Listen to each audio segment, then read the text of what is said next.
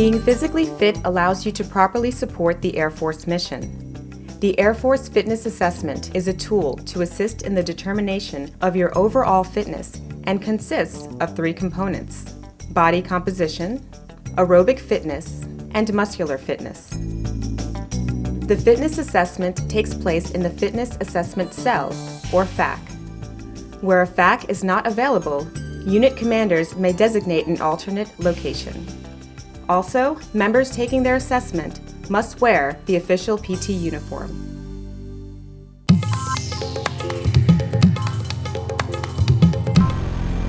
Body composition will be the first component assessed and is composed of height, weight, and abdominal circumference measurements. Height and weight measurements are obtained to satisfy DoD requirements.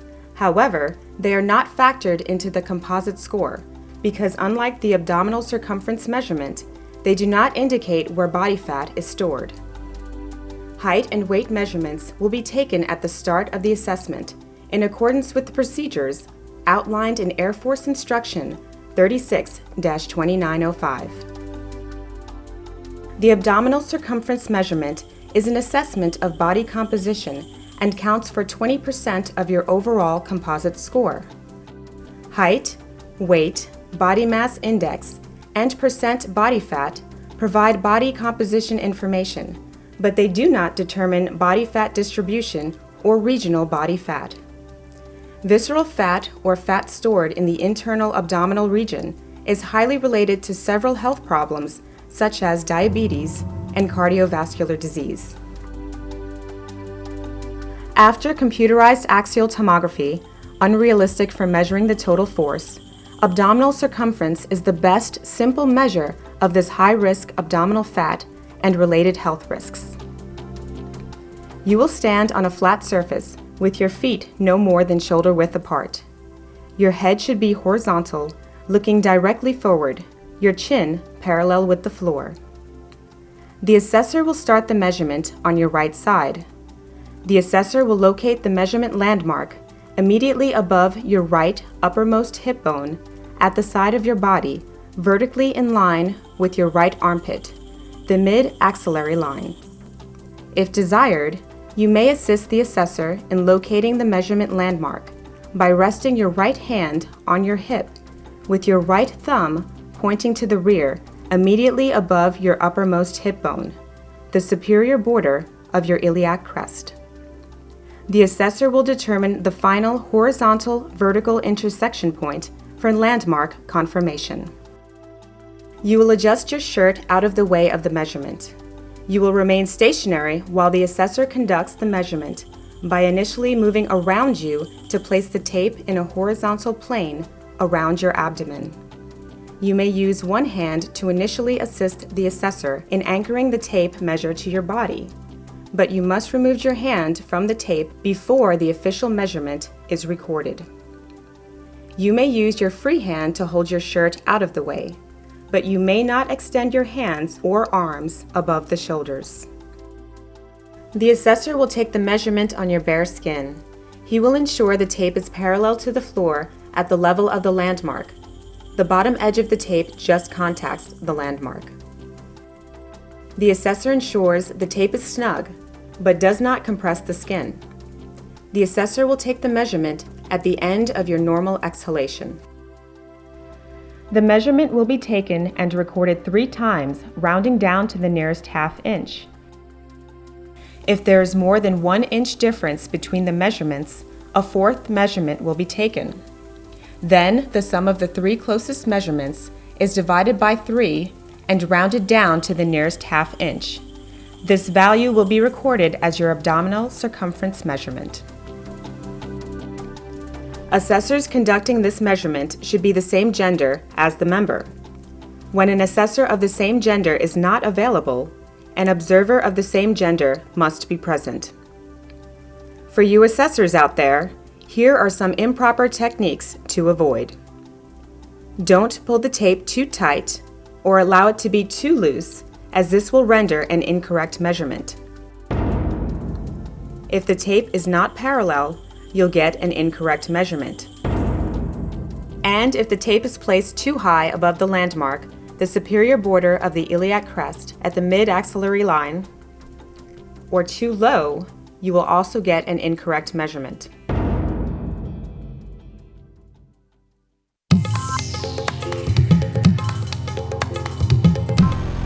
Unless medically exempt, all members will complete the 1.5-mile run as the aerobic component of the fitness assessment.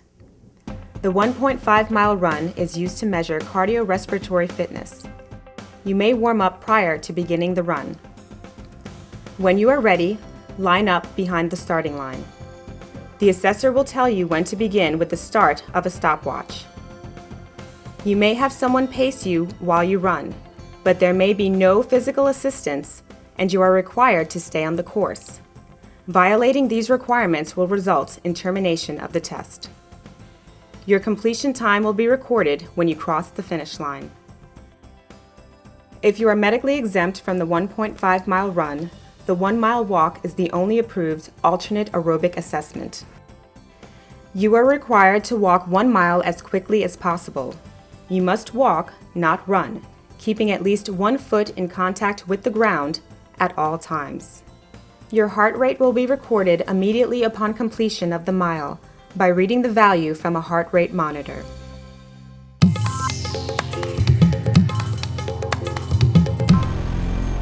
The muscular fitness component consists of a 1-minute timed push-up and a 1-minute timed sit-up. Let's take a look at the push-up. Place your palms or fists on the floor, hands slightly wider than shoulder width apart, with your elbows fully extended. Your feet may be no more than 12 inches apart and should not be supported, braced, or crossed. Your body should maintain this rigid head-to-heel form. This is the up position. Begin by lowering your body to the ground until your upper arms are at least parallel to the floor, elbows bent at least 90 degrees. Your chest may touch, but not rest on or bounce off the floor. The push-up is completed by returning to the start position with your elbows fully extended, but not locked, as this could cause injury. This is 1 repetition. Resting can only be done in the up position. You may remove your hands or feet from the floor or bridge or bow your back, but only in this up rest position.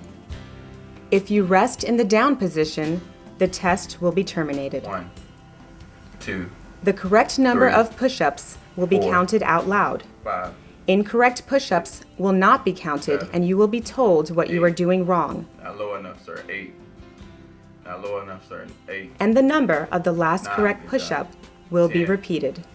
11, 12. Here are some incorrect procedures to avoid. Allowing your back to arch during the push-up. Not going down until your upper arms are parallel with the floor. Not fully extending your elbows when completing the repetition.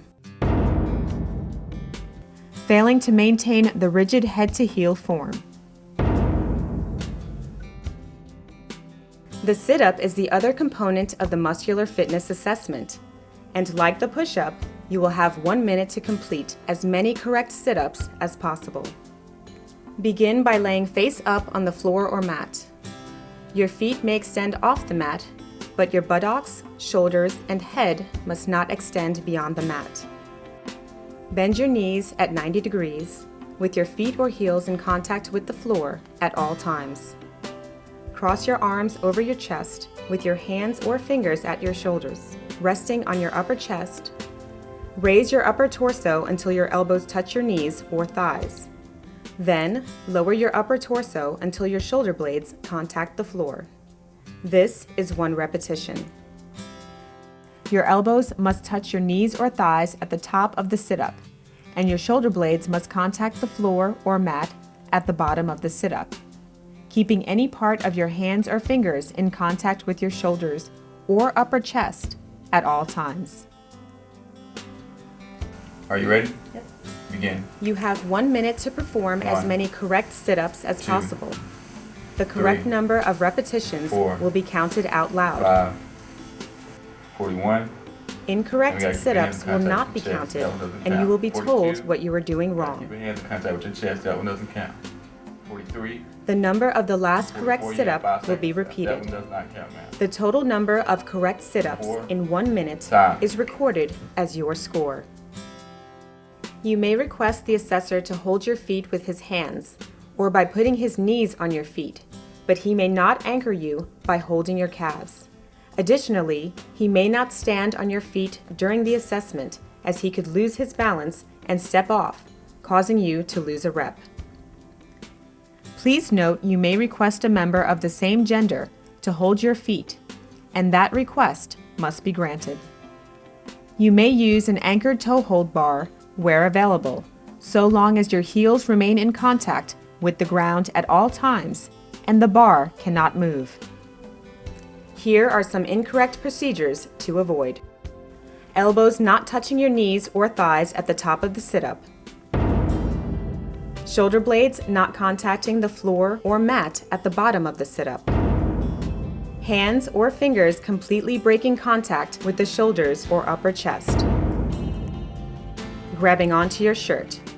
This does not assist in performing the sit-up, and it makes it difficult to determine if you are maintaining proper contact. And lastly, lifting your buttocks off the floor.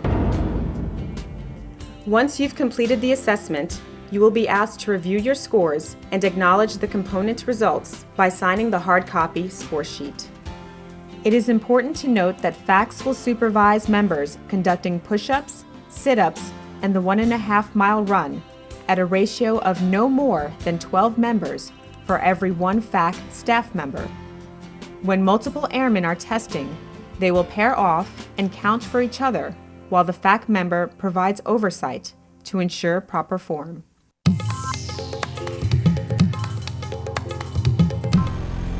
As stated earlier, performing exercises with proper form is extremely important for preventing injury.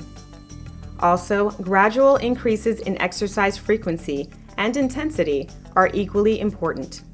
Over or underexertion will not produce desired results. The Air Force Fitness Program aims to promote a year-long fitness culture. Physical fitness positively affects our airmen's personal health and wellness and directly impacts combat readiness and war-fighting capability. We wish you success as you strive to improve your physical fitness, health, and ability to serve as a warrior airman in the world's greatest Air Force. Aim high, fly, fight, win.